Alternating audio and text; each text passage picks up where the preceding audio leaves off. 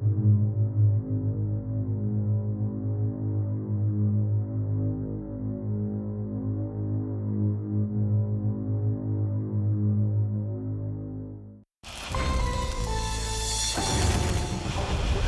bizarre and brutal crime. The woman's legs were actually completely burnt off. They had these huge holes and their bowels were hanging out. Can Dr. G complete an autopsy in time to catch a killer? And bring solace to a tormented family waiting for answers. I told him I love you, and he said I love you too. And that's the last time I ever spoke to him. And then a man is found dead on a crowded Orlando bus, but no one sees him die. He's in full rigor, posterior lividity. The first question, was it murder or something else? The fact that he's found in a public place always raises your suspicions. Altered lives, baffling medical mysteries, shocking revelations. These are the everyday cases of Dr. G, medical examiner.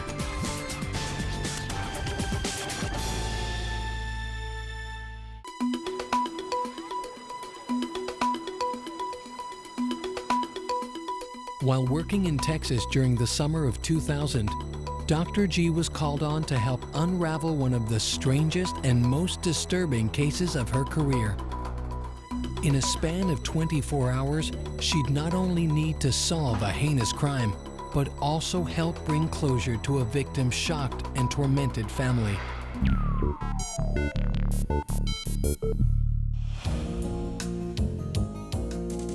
Sean Kane was born to a poor family in rural Texas, but he never seemed to let that get in his way. In school, he excelled at football, making All-American by his senior year. By 30, Sean was holding down 2 jobs and was supporting an ailing father and his 5-year-old son for whom he shared custody. For those who knew him best, Sean's character was defined by his work ethic and his generosity. You know, sometimes somebody would come in the store and, you know, they would, you know, I don't have anything to eat. He would buy him something. I need a newspaper. Hey, here, you know. Everybody he ever saw, he helped, you know. Everyone. You know, I never saw him come across anyone in need or anyone that needed help that he would turn them away. Never. But on a seemingly ordinary September day, Sean would be the one in need of help. He tells his family that he's going to watch a ball game at a friend's house, that he'll be back late. It is the last time his family will see him alive. That night, Sean doesn't return home. Instead, he ends up somewhere no one could have ever imagined. At 11 p.m., on a rural highway over 60 miles away from Sean's home, a rancher spots what appears to be a brush fire. But upon closer inspection, he makes a horrific discovery. And he looks closer and he notices there's 2 legs hanging out. What at first appeared to be a typical range fire is a pile of burning human bodies. He immediately backed off and called the sheriff's office. By the next morning, the fire is out. Police working with Dr. G's field investigator recover the remains of 3 bodies. But because all are burned beyond recognition, neither police nor the field investigator can even begin to identify the corpses. Faced with what appears to be a triple homicide, local police reach out for help to the state's premier investigative agency, the Texas Rangers, who handle nearly 200 murders every year. One of the primary responsibilities of the Texas Rangers is to assist other police agencies. On September 18, 2000, the Frio County Sheriff's Department contacted the Texas Ranger Office requesting assistance on a triple homicide. Apparently, witnesses had found 3 bodies that were discarded on the side of a county road and were set ablaze. They were requesting our assistance on this investigation. Nearly 12 hours after their discoveries, authorities still have no idea who the bodies are. And though they strongly suspect murder, no one can say for sure how they died.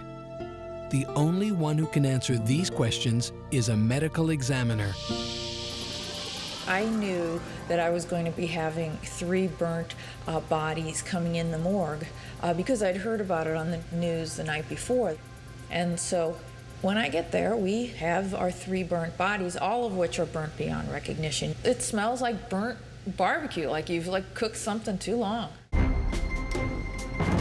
With the bodies comes a team of Texas Rangers who quickly state their primary objective: identify the killers before they have time to dispose of any more incriminating evidence. For Dr. G, the clock is ticking. To do this, they assign one team, led by Ranger Marie Garcia, to observe the autopsy with Dr. G, while another team tracks down leads in the field. So everything we're finding, every little bit of thing that we know that's going on, we're telling Maury, and Maury's relaying it to Gary De Los Santos. The main thing that you're looking for, of course, you'd like to solve the crime just as absolutely as soon as possible. So the evidence that you collect, identifying these folks so that you can notify families. You know, people are seeing things on the news. Maybe they don't know the whereabouts of their loved ones, and this is the kind of stuff that we get done. Meanwhile, by 10 a.m., the Kane family is beginning to ask questions about Sean's whereabouts. He told my sister, no, okay, well, I'm gonna go over to a friend's house, and it was early afternoon, and I'll be back in a few hours, and never came back. And he was missing for, you know, the first day he was gone, we didn't think anything of it. We were like, you know, he's 32 years old, and it wasn't uncommon for him to go over to a friend's house and stay the night. At the morgue, Dr. G's staff is multitasking. Along with the bodies, the Rangers have hauled in over 250 pounds of charred debris that must be scrutinized piece by piece. At the same time, Dr. G must perform 3 complex autopsies in order to discover the victims' identities and any clues leading to their killers. But first, she must try to answer the core question of any autopsy: what is the cause of death? In this case, the question itself is horrifying. First of all, you have to determine, are they alive when the fire occurred? Dr. G orders X-rays, the first of many steps needed to determine whether the victims died an agonizing death engulfed in flames.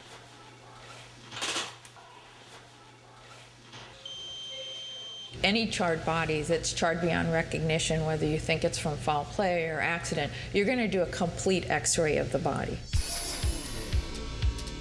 The X-rays immediately reveal several critical pieces of evidence inside each of the 3 bodies. Bullets. We found both medium caliber projectiles, which appeared to be 9mm, and we found birdshot from a shotgun. But this discovery alone does not prove that gunfire killed the victims. Dr. G must also determine if the wounds they caused were fatal. To do so, she will need to perform internal autopsies. They're burnt to the point of being black and charred. Just finding wounds on a body that's charred down to sometimes internal organs are difficult. Difficult, but not impossible to Dr. G's trained eye. The first thing you do is just observe the body. Take a nice long look at the body. Start taking notes on the body. Start from the head and go to the feet, if they were there, and just go from head to toe, go from the back, look at everything, and then start making notes of what you're seeing. She begins with the male victim whose body was stacked in the center of the pile.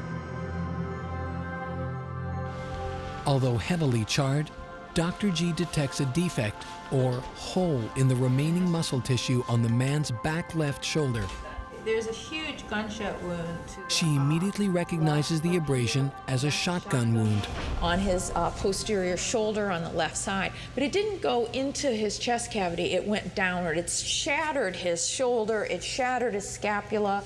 Pellets were embedded in the joint of his arm, into his bone, and just totally shattered the scapula, but mostly in the muscle. That in and of itself probably wasn't going to be a fatal wound to him. But what she finds next is a fatal wound. It looks like we have another bullet down here. 2 bullet wounds in the man's abdomen. When I opened up the abdominal cavity, I could actually see the holes on the inside portion of the abdominal cavity, and I knew that those were gunshot wounds. And his 2 fatal wounds were the 2 gunshot wounds to the abdomen. Krisha, do you have a fresh one?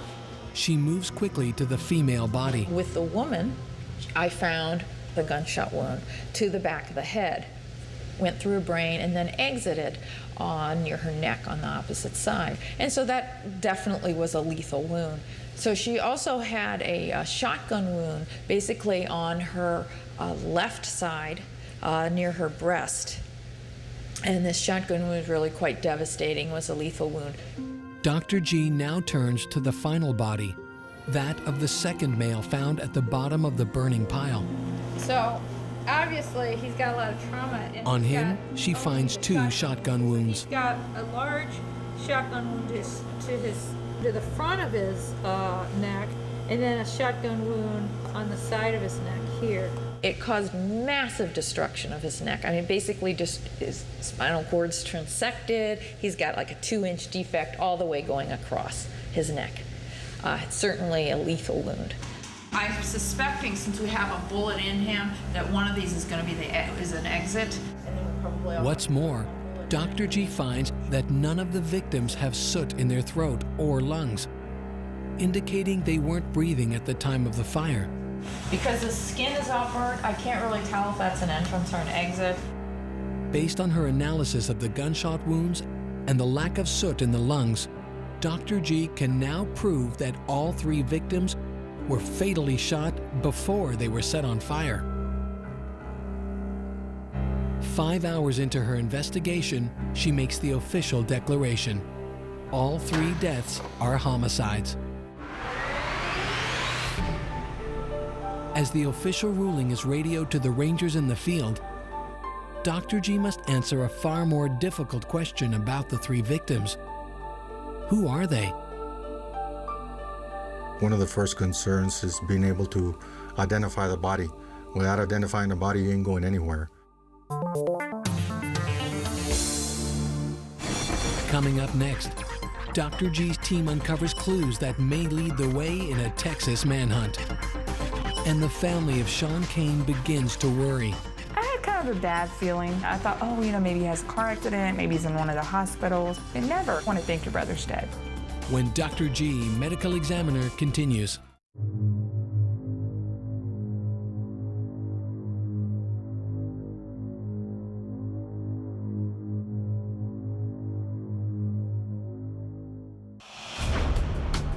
It's been 12 hours since 3 bodies were found engulfed in flames on a remote Texas field. Dr. G, now well into the autopsies, knows that all were shot to death before being set on fire. But neither she nor the Texas Rangers have any idea who perpetrated the horrendous act, and the 3 victims are still unidentified. With the odds of finding incriminating evidence diminishing by the hour, Dr. G is still in a race against time. It's noon, the day after Sean Kane drove off to his friend's house to watch the ball game. None of his family members have heard from him since. A call is made to the friend Sean was watching the game with. The friend tells the family that Sean left last night around 7 p.m. That's when my dad was like, hey, you know what, do something. At the same time, Dr. G begins her efforts to identify the female found in the burning pile. But it's not her body, but rather the victim's clothing that yields the investigation's first critical clue. Oh, this is interesting.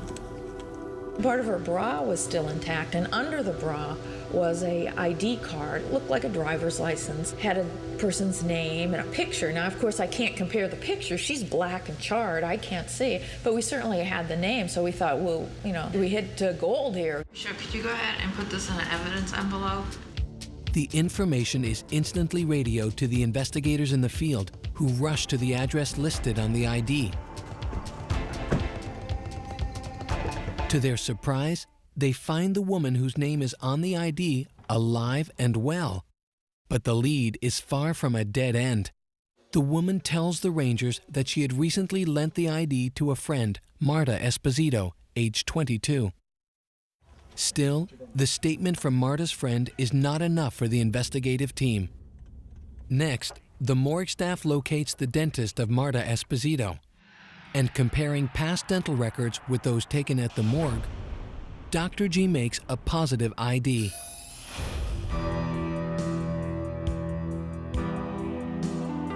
With the identity of the first victim in hand, Rangers continue searching for anyone who knew Marta to help shed light on her whereabouts the night before. One body identified, 2 to go. Back at the morgue, Dr. G turns her attention to the second body, the male found at the bottom of the burning pile. The man on the bottom, he would have been covered the most, so he would have had the least amount of oxygen and burning around him. He still had a lot of normal Caucasian skin, particularly on his back, particularly on portions of his arms and legs, and there were numerous tattoos. Surprisingly, the Texas Rangers recognized the tattoos. They are the insignias of the deadly narcotics gang known as the Mexican Mafia. The Texas Rangers have seen their share of gang violence. Drug feuds between the Mexican Mafia and the prison-based gang known as Hermandad de Pistoleros Latinos, or HPL, have been raging for over a decade. And along with the gang-related insignias, the tattoos, spared by the raging fire, spelled out a name: Tomas Morales. The discovery is immediately radioed to Rangers in the field. We know for a fact that a lot of the gang members like to tattoo their names on their bodies, sometimes their girlfriends or wives. Fortunately for us, he did have his name tattooed on his shoulder, which Dr. G was able to identify, even though the body had been burnt. Tomas Morales is a name that Texas Rangers know well. He is a known member of the Mexican Mafia.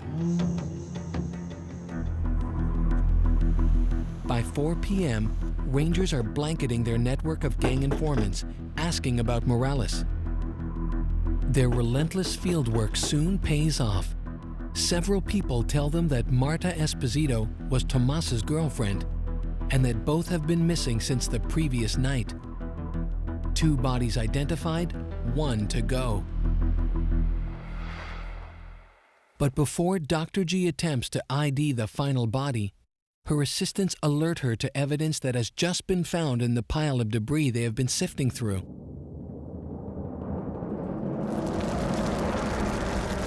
They had all this burnt material that was with the bodies, partially covering the bodies, just partially thrown in on this huge fire, and they didn't know where to put it. They knew if they just sent it all to a crime lab, the crime lab that they use, it would just take months and months to just sift through what just is ash and trash and what actually could be beneficial. One of the first things the assistants pull out of the charred pile is a piece of blue cloth. It was a piece of fabric that was a navy blue with some white specks, a kind of a strange design on it. It was very ugly. It almost had a snowflake pattern to it. It was blue and very thick, and it had a heavy-duty zipper. It appeared to be aluminum. It was very shiny, very lightweight, and we never could figure out, what in the world is this?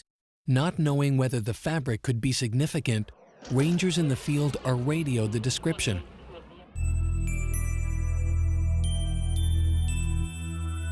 But then, Dr. G's team discovers a charred object that could break the case wide open. A couple of these pieces of carpet were burnt together, and I distinctly remember the fellow who were training to be a forensic pathologist. She's asking me if we do need to go through every piece, and I said yes, every piece that needs to be opened and separated. And so I can remember her struggling with these 2 pieces of carpet that just kind of melded together, and she opened it, and here was this yellow piece of paper, partially burnt. Close examination reveals that it is a Western Union credit application. And she looked at it and said, is this important to you? And I looked at it, and it had a name and an address on it. And I thought, what are the odds? Surely this couldn't be what I think it might be. I immediately got Ranger De Los Santos on the phone and asked him if this name and this address was of interest to him. There was just silence for a moment, and he said, "Where did you get that?" The address on the Western Union slip is the house of Paco Lopez, a known underboss of the HPL gang, the bloody rivals of the Mexican mafia. The Texas Rangers were excited because they realized, well, maybe this informant's telling the truth, and B, now we have a piece of evidence that we can go and get a search warrant and go into that house. Warrant in hand, the Rangers arrive at Lopez's house.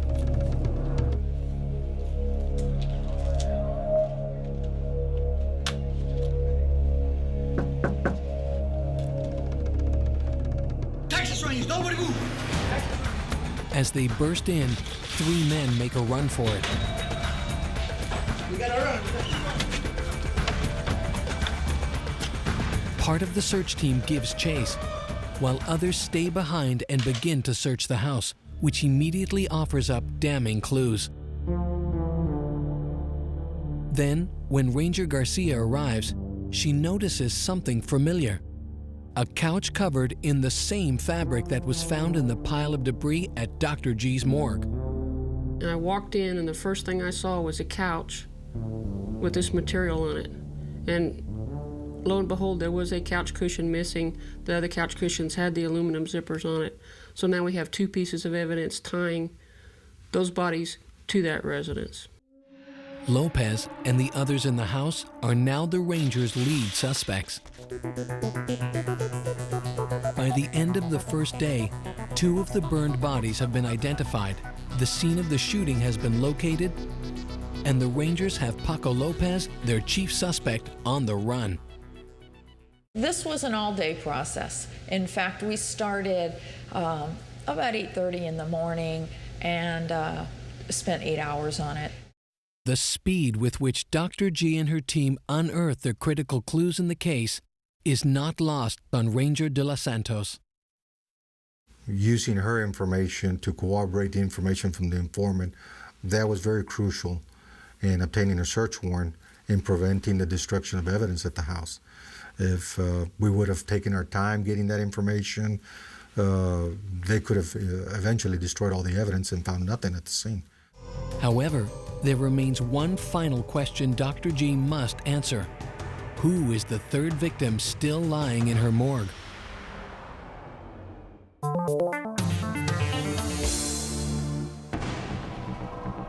Coming up next, a surgical procedure performed 3 years earlier connects the dots between a horrible crime and a sister's desperate search for her missing brother. We started asking more questions, and that's when everything just kind of hit and sunk in. And later, a man dies on a city bus without any witnesses to his death. We really don't know anything about him. He's just, it was just kind of sad. With no known medical history, can Dr. G figure out what or who was this man's silent killer? When Dr. G, medical examiner, continues.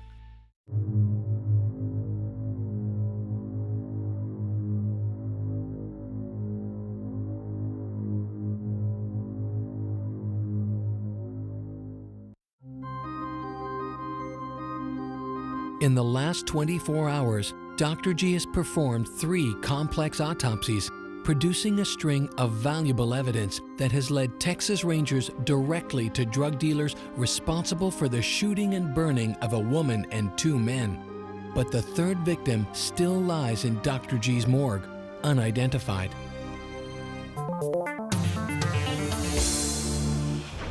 Across town, Pam Kane, the sister of missing 32-year-old Sean, reaches out to a friend for help. My friend had a lot of people, friends in the sheriff's department, and so I said, hey, can you do me a favor? Maybe got picked up for whatever. Hey, just check it out. And they checked all the jails. He wasn't there. I started calling hospitals. No luck. While the Kane family's search turns up no leads, Dr. G examines the final victim. Unlike the other bodies, this one has no outward evidence to identify him, no ID, and no tattoos. However, when Dr. G reviews all her findings on the man, she discovers one vital clue inside the body. One fellow had had some major surgery with orthopedic devices, metal rods going up his spine, probably for a curvature of the spine that was corrected. So we knew that that is not an everyday operation.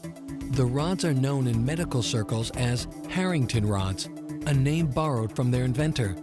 And every rod has a serial number.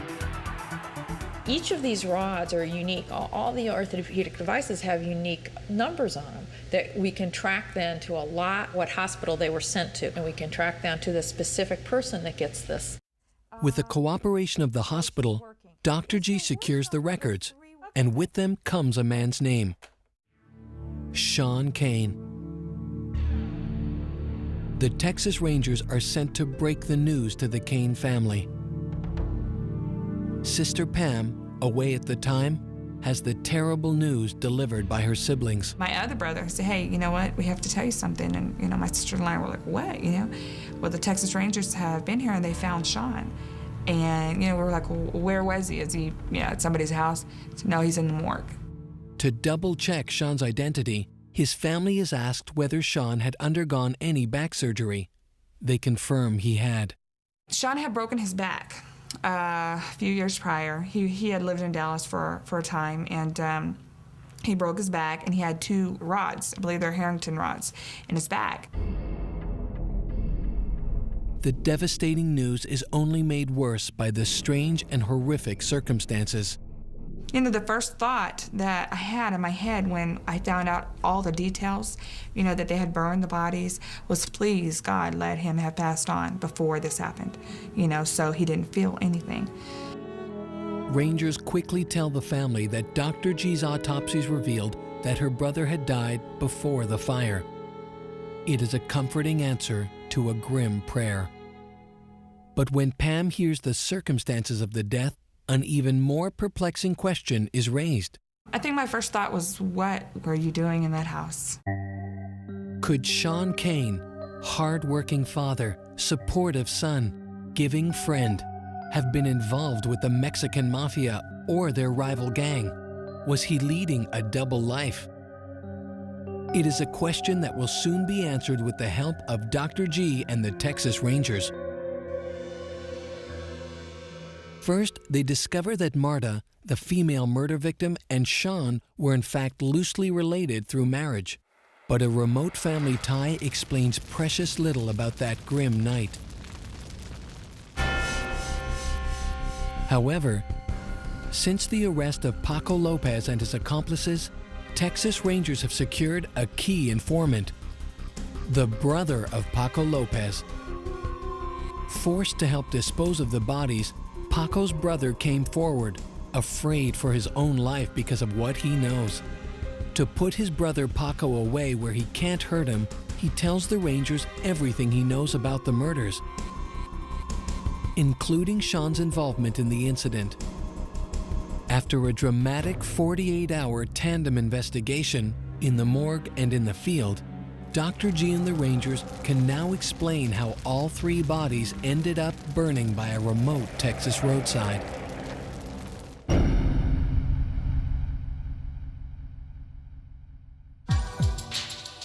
Sean leaves his friend's place after watching a game around 7 p.m. and is probably heading home. Sometime on the way, he picks up Marta Esposito, whom he knew through a family connection. She is accompanied by her boyfriend, a drug dealer from the Mexican mafia gang named Tomas Morales. Exactly where they met that night will never be known. What is known, according to the Rangers' informant, is that at approximately 8 p.m., Sean's car with Marta, Tomas, and Sean inside pulls up to the home of Lopez, a member of the rival HPL gang. Tomas is not making a social call. Talking to the informant and other folks, it was determined that he had arrived at the suspect's house collecting on an old drug debt that one of the subjects owed him. But Lopez, expecting Tomas, has no intention of paying and sets an ambush. The only hitch, Tomas isn't alone. Unbeknownst to the people inside the house, he also had 2 other people with him. We believe that they knew they could not get rid of one person and leave the other two to walk away and notify the police. So they were coaxed into coming into the house. One of the gang members comes out to the car and invites Marta and Sean into the house. Once inside, Lopez and company unleash their deadly plan.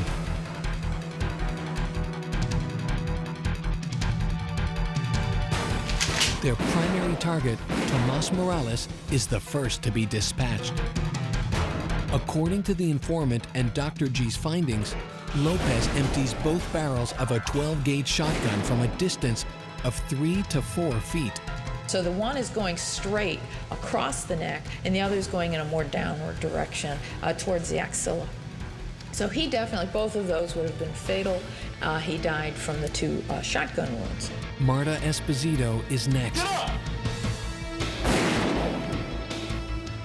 From Dr. G's findings, it seems she was futilely attempting to shield herself. Her arm was kind of up and partially in the way. The shotgun wound went through her liver, caused a lot of internal damage. The shotgun was around 4.5, 5 feet away. Sean Kane, the man in the wrong place at the wrong time, is the last to die. Field and morgue findings suggest that in the chaos of the other shootings, Sean attempts to escape through a front window. But as he does, Lopez wields his shotgun towards Sean and fires. And the shotgun wound in his shoulder was a non-fatal wound. It was of similar distance, about 4 feet away, scalloped edges, only had 1 or 2 stray pellets. But the blast spins Sean around to face his assailant. Then, one of Lopez's accomplices fires 2 shots from a 9mm pistol. The bullets lacerate his abdomen, wounds that end Sean Kane's life. Lopez and his accomplices then scramble to rid the apartment of massive amounts of damning evidence. After they killed all 3, they decided to call other people to help them dispose of the bodies. One of which is Paco Lopez's brother, who would soon turn into the Rangers' key informant. They in turn wrapped up the bodies in carpet and drove them out to the countryside and set them on fire. The grim tale gives Pam and her family one note of solace. Sean was not involved in a gang or drug dealing. He was simply giving a friend a ride. The third victim on this case was an Anglo male, Sean. We do not believe he was associated with any gang, just happened to be at the wrong place at the wrong time. All 3 killers were in custody within a week.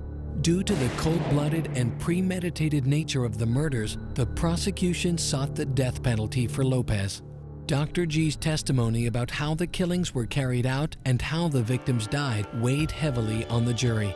You know, when I first got into forensic pathology, I think I had a fear that I would be testifying against really bad people and they would be just a few feet away, and things that I would say would put them in jail or give them the death penalty. And that did scare me a little bit. And then once I've done it many, many times, I realized that I'm just reporting what happened. Paco Lopez and 1 accomplice were sentenced to life in prison. A 3rd accomplice received the death penalty. For the Texas Rangers, it is an ending that couldn't have been reached without the efforts of Dr. G. I mean, she puts her whole soul and heart into what she does. Dr. G is just an extreme professional, compassionate person, extremely important, not only to us, the Rangers, but to all law enforcement. As for Pam Kane, the senselessness of Sean's death will always be overshadowed by the way he lived.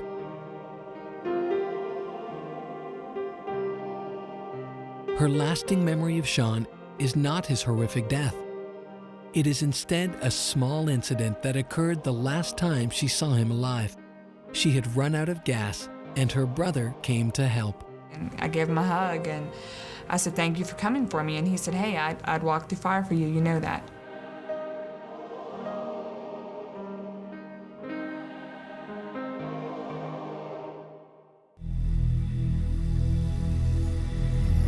When when Dr. G, medical examiner, continues. We have a 55-year-old man who is found dead on the city bus. What killed this man on an Orlando bus, and why didn't anyone notice that he was dying? We knew nothing about him. I had no cause of death whatsoever.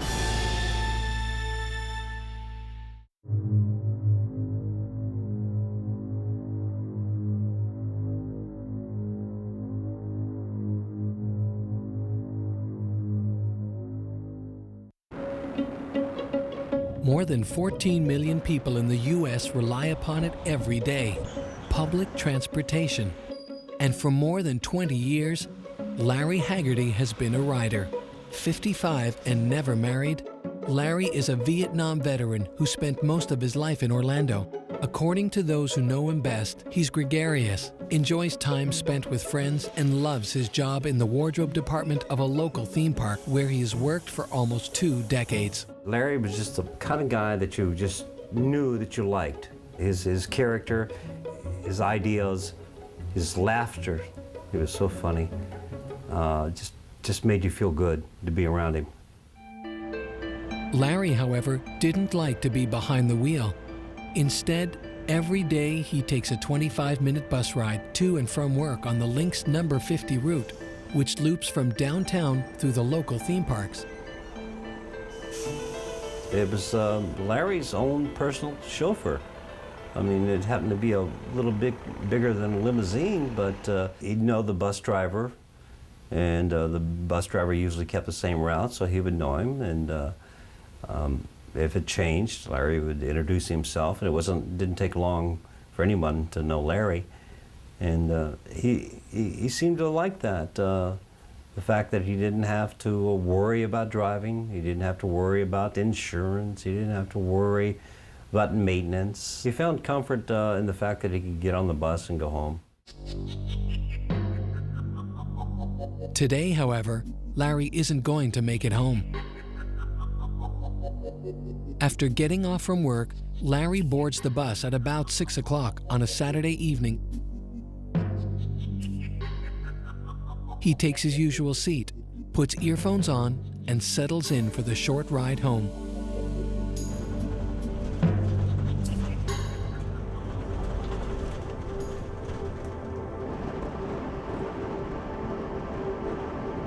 No one notices as he seems to drift off to sleep.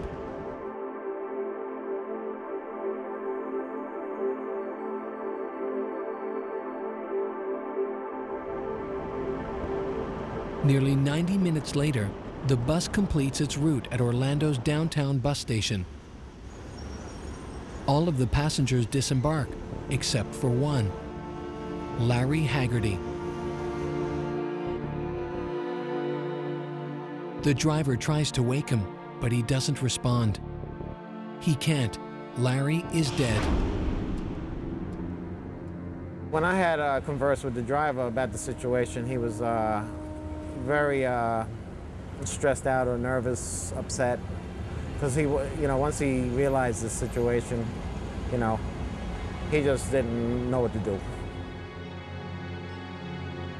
After Orlando police investigate the scene, Larry Haggerty's body is transferred to the morgue. There, Dr. G will be tasked with unraveling 2 mysteries: determining what exactly happened to this man on his commute home, and why didn't his fellow commuters realize something was wrong.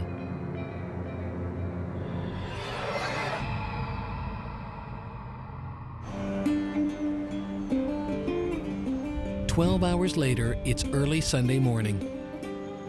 But while much of Orlando is waking up, Dr. G is working the weekend shift at District 9.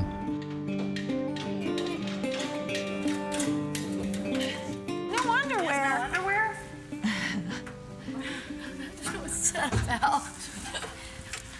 So it's a Sunday morning, I'm in the morgue, and we have a case where the man is found on the bus the night before. My investigator goes and investigates, and it's just a fellow we know nothing about.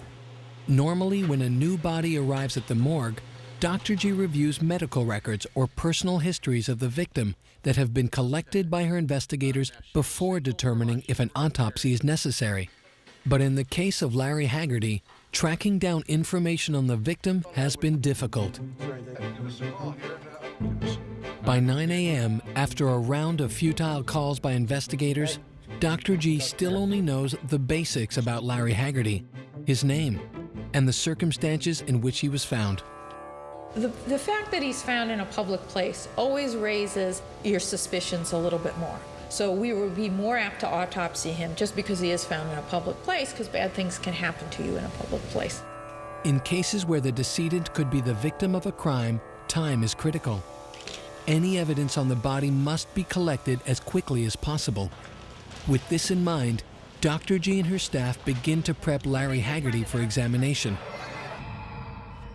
When we return, Dr. G begins the autopsy on Larry Haggerty and must consider a dark possibility. Was he murdered? In a head, could have been trauma, maybe somebody bumped him on his head. I always have to be suspicious.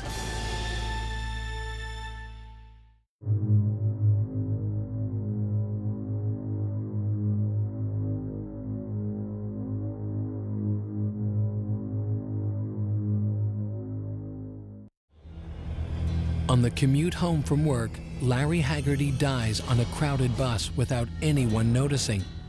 Nobody remembers him getting on, and nobody remembers him having any troubles. Now Dr. G must determine a cause of death and answer this question: what would cause a man to die unnoticed on a bus full of passengers? As Dr. G prepares to examine Larry Haggerty, she approaches the case with one thought in mind: there are an infinite number of ways to die. Often, clues to a person's mysterious death can be gleaned in their medical records, providing Dr. G at least a starting point for her investigation. But in cases like this, where there are no records available, Dr. G must approach her work as if it were essentially a blank slate. Anything could have caused this person's death. In this case, we had no clue. We had no clue that he had any history, and we didn't know anybody that knew him. However, there is one small yet crucial inference that Dr. G can make about the cause of this man's death. Whatever or whoever killed him must have done so quietly. So quietly that no one noticed a thing. And that is why, as she begins the external exam, Dr. G is on the lookout for any signs of trauma that might indicate foul play. What I definitely had to do, since he's found out on a bus, is make sure there's no trauma. So I look very carefully, from head to toe, under the armpits, up between the legs, everywhere. No tattoos, no vascular scars. Fingers are a little dirty. No interior wrist scars, no chest scars, no surgical scars. A couple of bug bites on him, though. I wonder if he gardens or something. Bug bites, but nothing else. Okay. There's no clue that there was any kind of trauma related. From the looks of Larry externally, foul play seems less likely.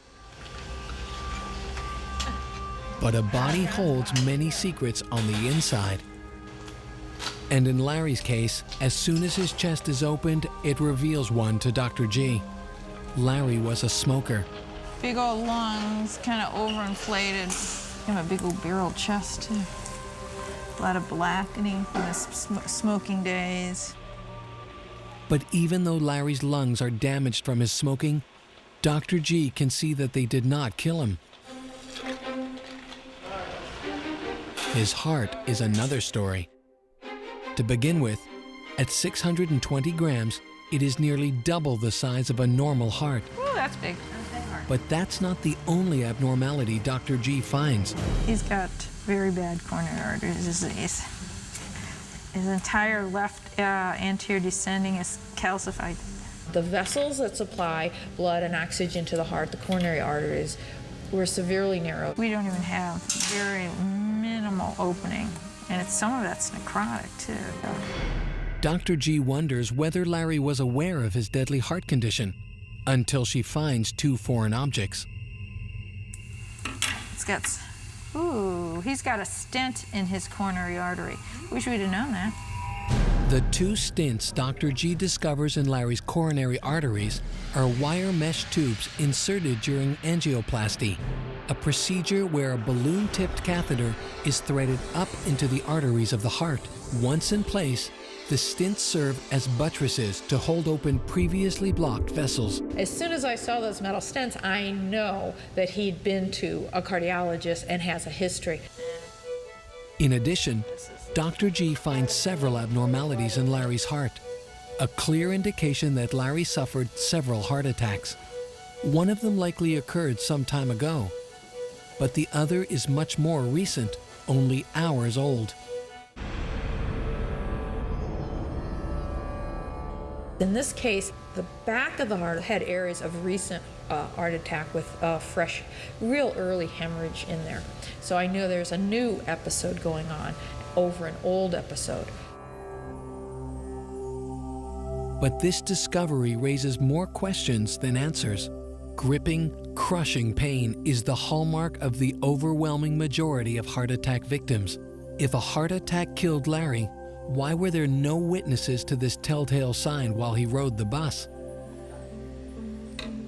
Dr. G theorizes that Larry might have suffered another type of heart attack altogether. Classic heart attack is the chest pain. I'm having the big one, Ethel, and you go down. And but there's about 20% with heart attacks that they don't feel anything or very minimal symptoms. It is known as a silent heart attack. A silent heart attack is exactly like a normal heart attack.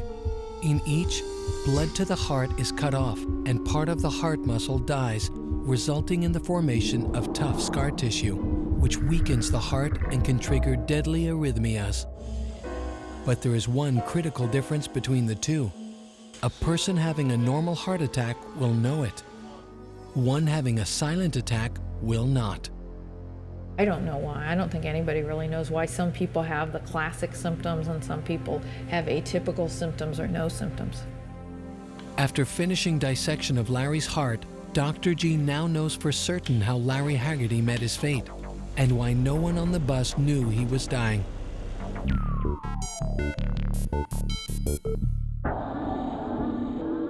According to Dr. G, Larry Haggerty suffers coronary artery disease, as evidenced by the stents and severe blockages she finds in his heart.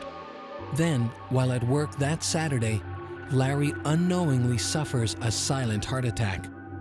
A friend saw him sit down and was a little out of breath. And on asking about it, Larry said, "Oh, nothing's wrong," and got up. Later that evening, as he boards the bus, an area of Larry's heart is beginning to die from lack of oxygen. The electrical signal that generates the heart's beating can't get through the damaged tissue. The heart short circuits and stumbles into an arrhythmia. It was irritable, and so instead of beating, so all the rest of his brain and the body can get blood, it starts quivering.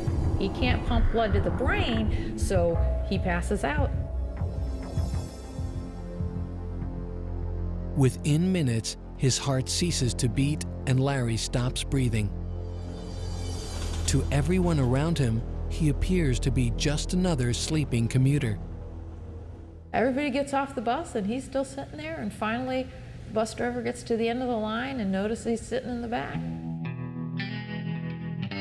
When Dr. G later compares her findings with Larry's past medical records, she discovers that he had suffered a first silent heart attack a year earlier. In an amazing coincidence, she also learns that that attack took place on a bus where he was also discovered unconscious by the driver.